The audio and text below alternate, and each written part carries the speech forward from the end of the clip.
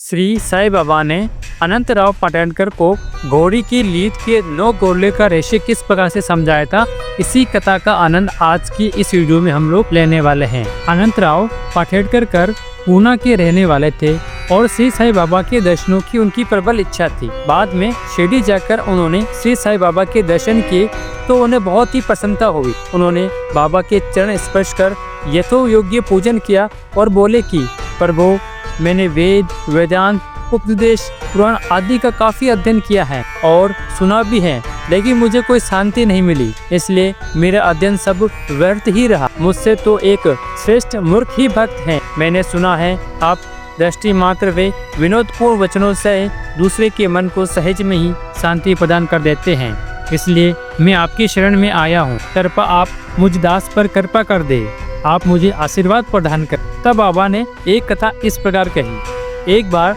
एक सौदागर यहाँ आया, उसकी घोड़ी ने उसके सामने ही लीद कर दी। सौदागर जिज्ञासु प्रवृत्ति का था, अतः उसने अपनी धोती का एक चोर बिछाकर उसमें लीद के 9 गोले रख दिए।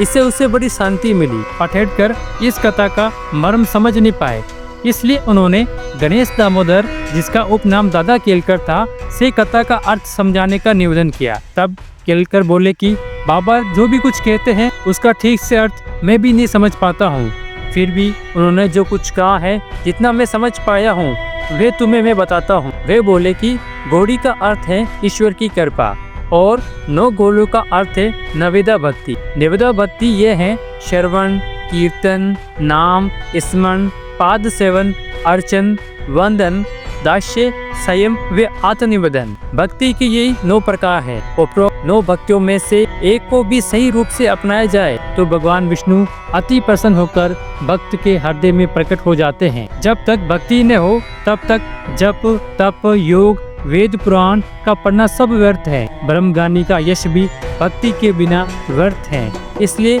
पूर्ण भक्ति की आवश्यकता है। स्वयं सौदागर की तरह समझकर उत्सुकता पूर्वक सत्य को खोजकर नवेदा भक्ति को पा जाओ, तभी चित्त स्थिर होकर मानसिक शांति मिलेगी। अगले दिन जब पाटणकर बाबा को प्रणाम करने गए तो उनसे बाबा ने प्रश्न किया, क्या तुमने लीद के नए गोलों को एकत्रित कर लिए? तब पाटणकर ने कहा, बाबा मैं तो निराश्रित हूँ, आपकी कृपा के बिना ये कार्य कैसे संभव हो सकता है? फिर बाबा ने उन्हें आशीर्वाद देते हुए सांत्वना दी कि तुम्हें सुख शांति मिल जाएगी। बाबा के मुख से ऐसा सुनकर पाटणकर को अपार प्रसन्नता हुई। इस प्रकार साईं बाबा ने लीद के 9 गोलों का रहस्य श्री पाटणकर को समझाया था। श्री साईं बाबा की इसी प्रकार की और कथाओं को जानने के लिए चैनल को सब्सक्राइब करें, बेल आइकन पर क्लिक करें ताकि साईं बाबा की कहानी सबसे पहले आप तक पहुँचती रहे। ओम साई राम।